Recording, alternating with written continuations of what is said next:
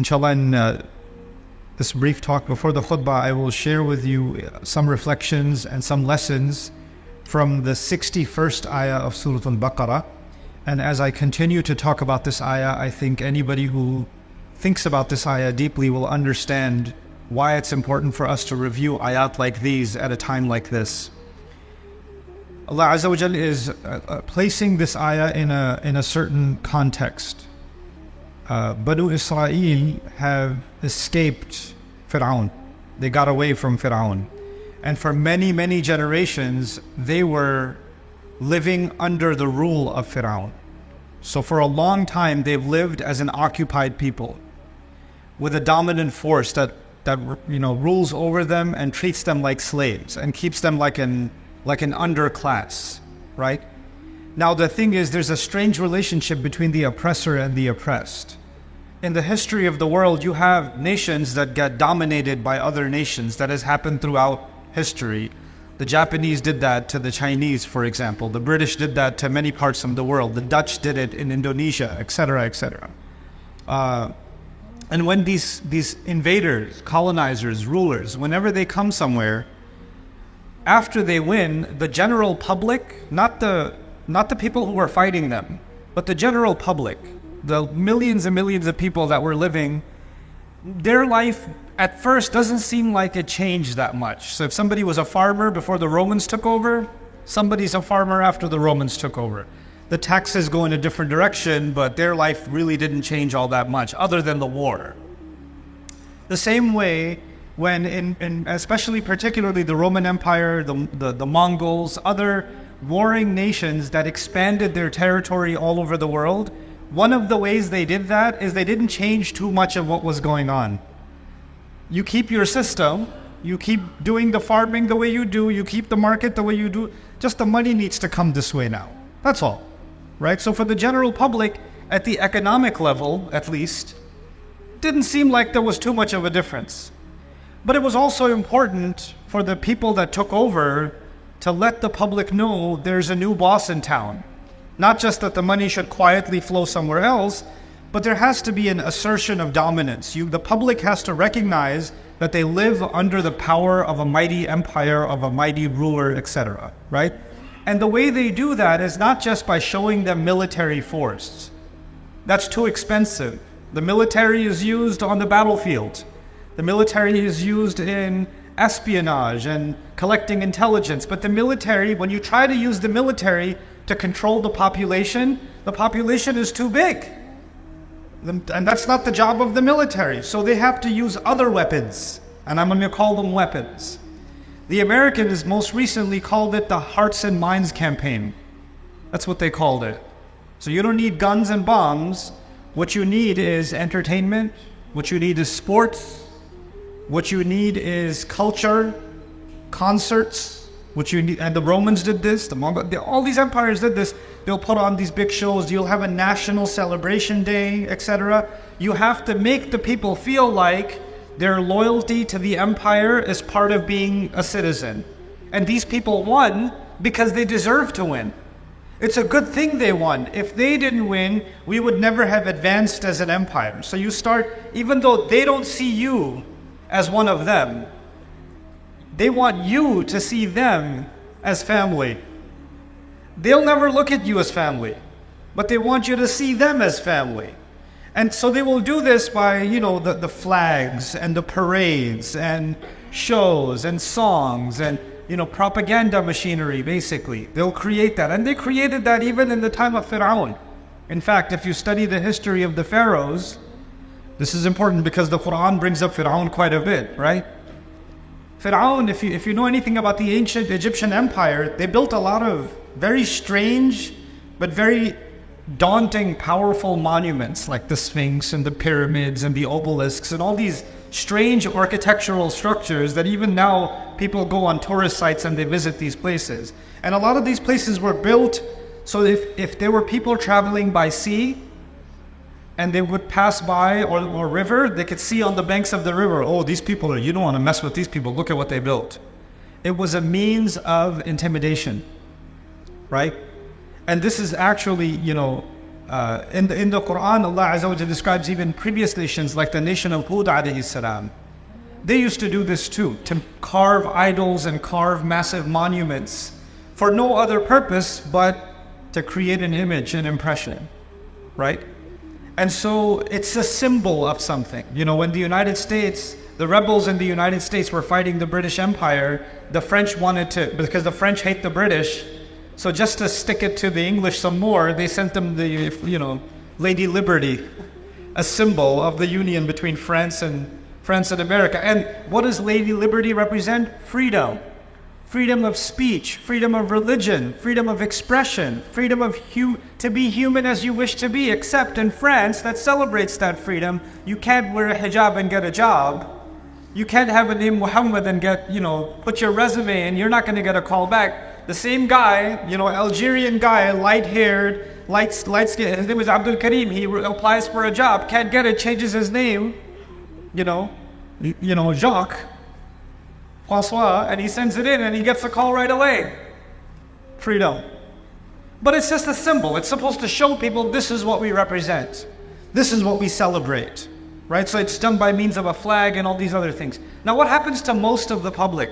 Most of the public, what these empires did is they controlled the way these people think about the world. They wanted your worldview, if you lived in that time, they wanted your worldview to be shaped by them. They want you to see the world the way they want you to see it. And that was one of their most powerful weapons. The Israelites were slaves to the empire. They were slaves to Egypt. And Musa alayhi salam helped them break away from that slavery, and now they were free. They were in Sinai, they were in the desert. The military has drowned. The Egyptian army is gone. Now they're free. But they're not free.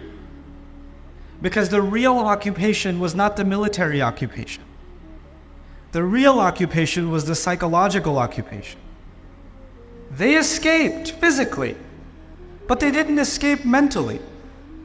They didn't escape mentally. So now they're free. Now I want to give you an analogy.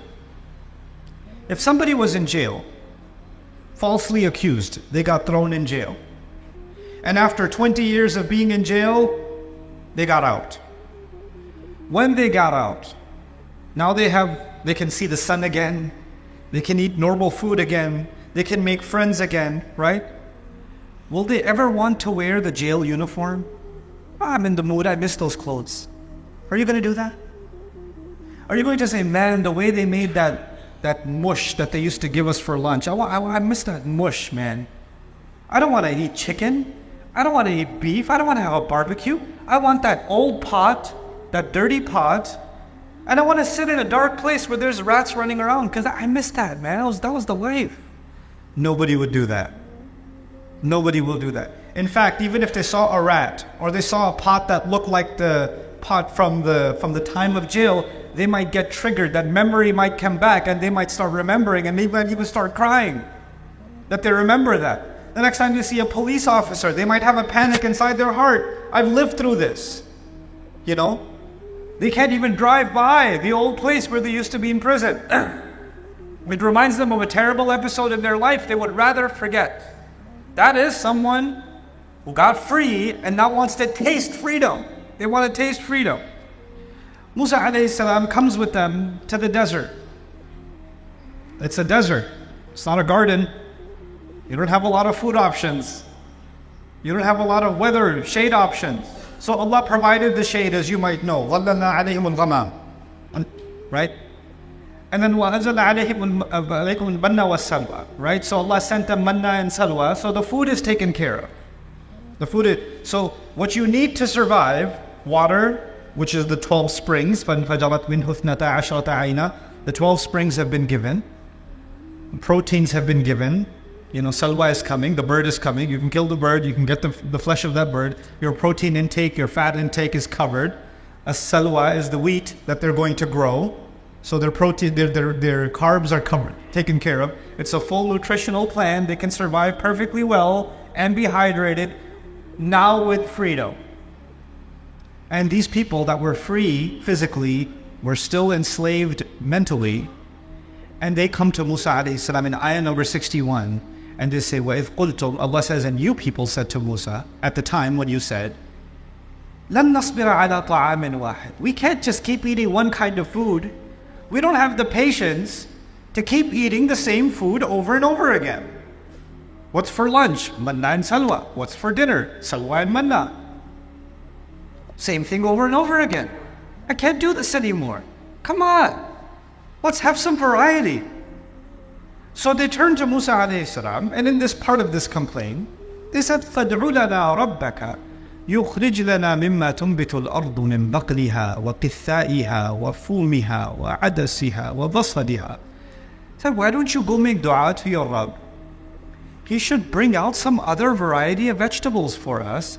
Lentils, or to speak of dal, piyaz. Some tarkari should be there, some masala should be. This is bland food. Can't keep eating this stuff. Can we place a better order with Allah? That's what they're asking. Now, why is this significant? Why did Allah mention all these names of these vegetables? Interestingly, these were popular vegetables in Egypt. And they saw their masters eating this food all the time. And they probably got some leftovers themselves.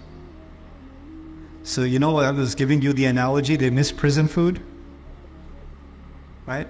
Now you got free, but your brain is still in the jail cell, and you're asking for the food you used to enjoy in the jail cell, and you're telling your prophet, yeah, this freedom is nice, but can we go back to jail food? Can we have that again?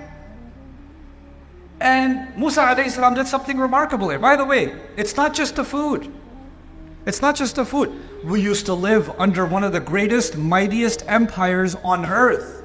Every other nation in the world was scared of Fir'aun. We had Fir'auni citizenship. We had an Egyptian passport. We had the green card. We had it all. And we gave all of that up, and now we're in the desert eating this bird and this bread. This is freedom? This is what you brought us to? We went from the number one nation in the world, and you want us to live like this. You see, they were not the number one nation in the world. They were slaves of the number one nation in the world. But in their head, we're number one, baby. Because the slave owner wants to make you think that you're part of the empire. Even though you're just the insect that they step on. You're just the insect that they step on. That's all you are. You'll have people that are, in American politics, for example, there are people that are crazy about Donald Trump. They're crazy about him. Christians that are more interested in Trump than Jesus. I've seen it. And these people can barely pay their electricity bill. They're barely getting by. But if Trump comes around, yeah, we love you. And he goes, I love you guys too. He doesn't love any of you. But he's very successful in making you believe that you need to love him. He's very successful. This is Fir'aun tactic. It's already there. So they were enslaved. They come out and they want the same old thing. They want what the colonizer, what the owner, what the former master gave them. And Musa alayhi salam said, "Ihbitu Misran." Now the word Misran is really, it's something. Misran in the Arabic language is countryside. You could say baladan, arban, right? You could say wadiyan, you could say any word and this would work. But Allah chose the word Misran. With a tanween on it, Misran, you can hear the noon at the end, Misran. But the word for Egypt in Arabic is Misra. Misra, without the tanween. It's mamnu' min as-sarf. So those two words are very close to each other, but they don't mean the same thing. If you say Misra or Misru, it's Egypt. If you say Misrun or Misran, it's countryside. But the word is very close. It's as if Musa alayhi salam is saying, you want to go back down into another Egypt. You want to go to a new place, but actually you want Egypt all over again. Let me tell you something interesting about where I come from. I'm originally from Pakistan. I love Pakistan. I love that entire region, actually. I love the history of that region. A book for especially the university students that are sitting here and high school students that are sitting here, the boys and the girls. I really want you to read this book, especially if you come from South Asia. If you come from India, Pakistan, Bangladesh, Afghanistan, even Sri Lanka, other parts of that region. I want you to read this book. It's called Islam and the English Enlightenment. Islam and the English Enlightenment. I really want you to read it for yourselves. But I want you to let's step away from that for a moment. The British colonized India. They ruled over the Hindus, the Sikhs, the Muslims for some time. The Indians tried to fight back. The Muslims particularly tried to fight back. Didn't work for a long time. They were supposed to be the enemy, and you should hate everything about your enemy. But the enemy was very successful as teaching you that if you speak my language, you will be successful. If you dress like me, you will be more successful. If you eat like me, you will be more successful. If you talk like me, if you act like me, if you look like me, if you pretend that you are me, even though you're brown, if you pretend that you're white, you're going to get really successful. Because the British are a very small nation, if you didn't know. I've been to England many times, and you can drive across the country in a few hours. And every time I drive, most of it is farmland.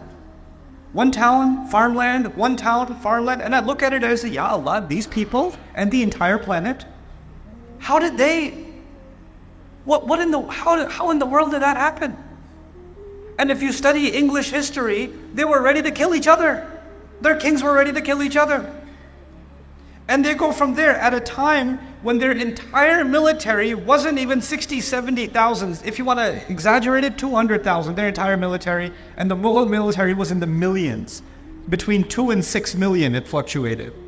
How? How did this happen? It didn't happen militarily. Something else was going on. And we need to understand how domination works. Yes, it works by military means, but there are other mechanisms, other weapons that are used. And in those weapons, even when people break free from the British, even when people fight in Algeria, they fight and kill. They get killed to get the French out of their land. They can get the French out, but there's a French that stays inside. They can get the British out, but there's a British that stays inside. And when it resides inside, now you can go to a country like Pakistan, which I love. And Pakistan has a remarkable heritage of many, many languages. Many of those languages are dying, right? And if you go to a restaurant and you speak in Urdu, then the waiter might look at you like. But if you say the same exact thing in English, on top of that, if you say it in an American accent, please sir, this way sir. You could conduct the experiment. I could walk into the same restaurant with a suit on, speak in English, I could go back out, change it to Shalwar Kameez, and then come back in and speak in Urdu. Completely different treatment. And this is not in America. The mistreatment is not in America. It's not happening in Canada. It's not happening in England. This is happening in the Muslim world. And it's not just Pakistan. It's happening in India, Bangladesh, Indonesia, Malaysia. It's happening in North Africa, all over the Muslim world. You know what it is? We freed ourselves. We did. But did we? Did we free ourselves? It's as if we wanted another Misr. We wanted another Misr. And the new one, for the new generation now, they're like, I was born in Canada. What are you talking about? I can't relate to any of this. Yeah. Let me talk to you for a second. You know who your colonizer is? Brand names. Your TV, your loyalty to your entertainment accounts. Your worship of your sports teams. This is how your new master keeps you busy.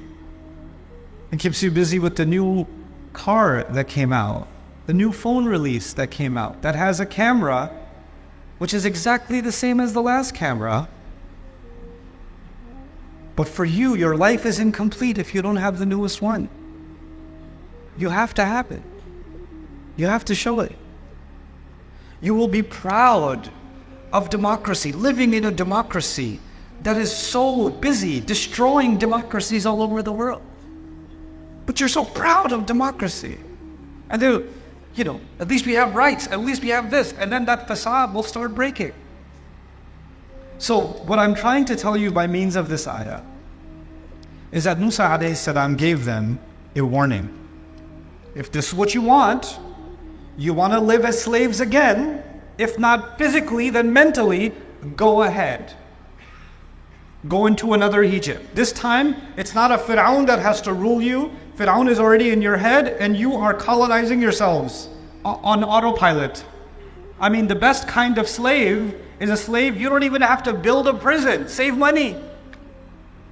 The slave who's a slave while he thinks he's free. The owner doesn't even have to spend any money. This is the easiest way. This is great.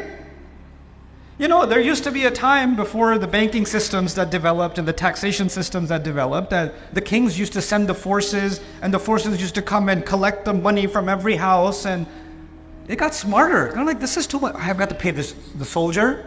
I got to pay the horse. I got to pay the cart. I got to pay the travel expense. Then they got to collect the money. I lose a lot of money this way. Let's make an automated billing system so when people are riding down the highway, the toll will rob them and they won't even know, and they'll feel like they're free. The road is so nice. The view is so nice. They'll be smiling while being robbed. They'll be smiling while they'll pay taxes on their income, then they'll pay taxes when they buy a bottle of milk. Then they'll pay taxes when they're recycling that bottle of milk. Then they'll pay taxes when they buy the car and park the car and emissions from the car. We'll just keep taking their money back and they'll be smiling. You're like, this is so great. This is a much better slavery system than even Fir'aun. Fir'aun would have been proud. Fir'aun would have said, this is a real upgrade. اهبطوا مصرا فإن لكم ما سألتم. And if you allow this, if you don't break free from at least mentally being owned, if you don't free yourself, what is the big, and I don't want to prolong this discussion, I have 4 minutes, I'll just give you one thing. Allah says, what punishment, what is the consequence of this? It's easy. There's a law in the Quran. There's multiple laws in the Quran. You guys understand the law of gravity, right? You understand laws of physics. You understand laws of combustion. You understand laws of chemistry, right? You understand laws of physiology. If you're going to eat certain things that are poisonous to the human body, your body will be affected. There are laws that govern that. There are rules in place. Allah put rules in place. You can't stick your hand into a fire. There are rules of combustion, right? There's going to be a cause and there's going to be an effect. Just like that, in the Quran, Allah gives us another kind of cause and effect that if Allah did not teach us, we would never know. Physics you can learn. Combustion you can learn. Anatomy you can learn. But there are other laws, just like those laws, with a cause and effect, that you cannot learn unless Allah teaches. وَيُعَلِّمُكُمْ مَا لَمْ تَكُونُوا تَعْلَمُونَ. He teaches you what you couldn't know yourself. Allah says, وَضُرِبَتْ عَلَيْهِمْ الذِّلَّةِ.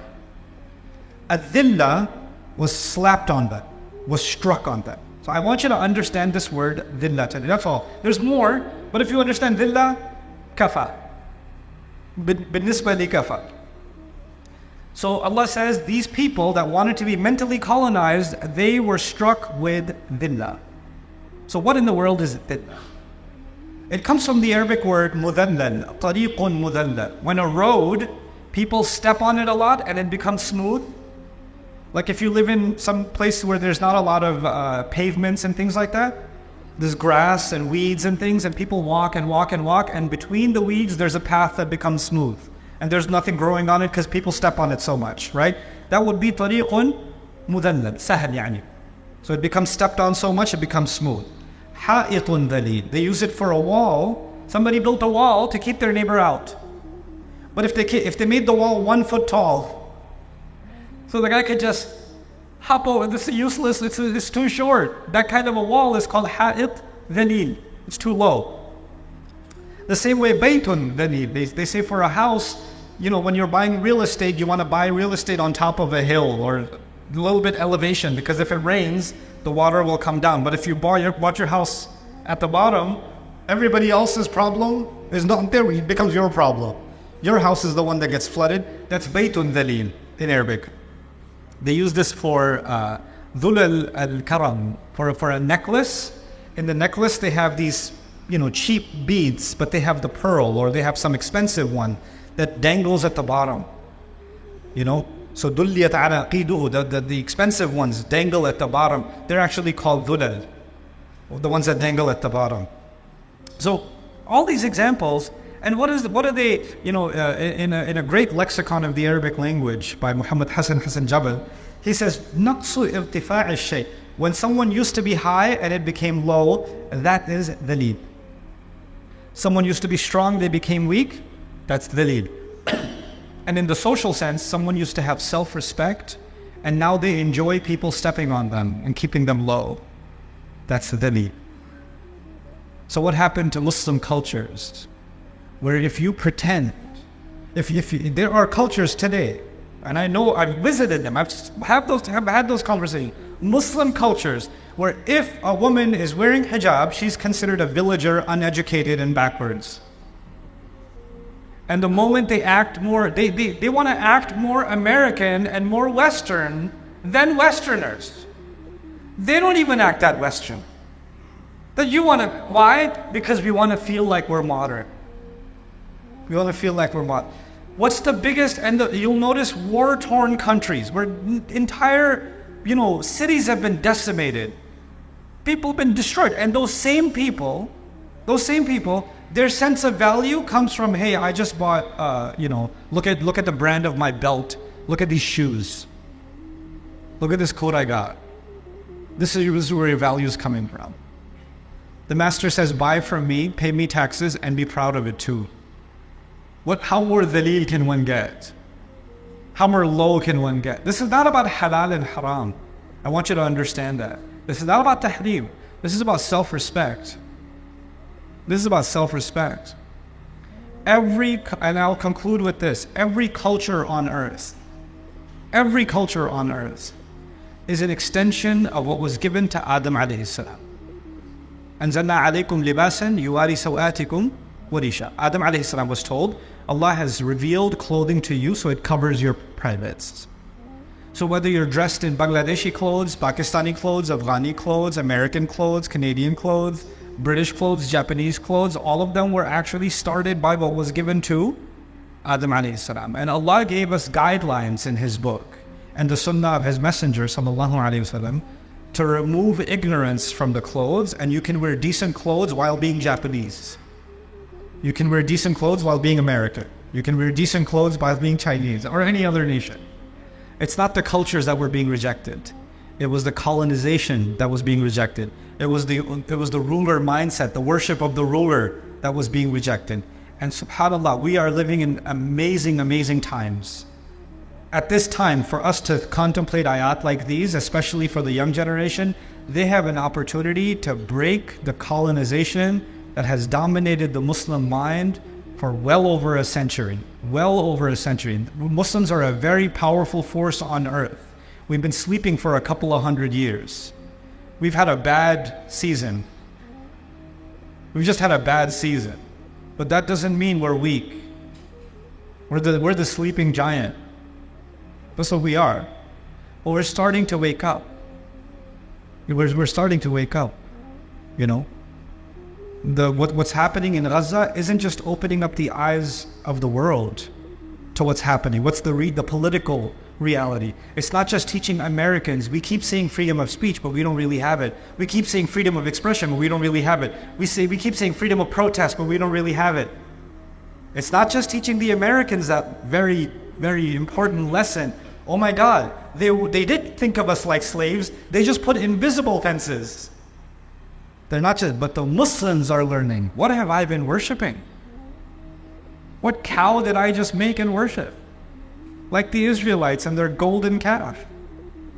Right? It doesn't have to be a golden calf anymore. It could be a golden logo of anything. It could be a golden Nike. It could be a golden Ferrari. Golden Chanel. All golden cows. Those are all the cows today.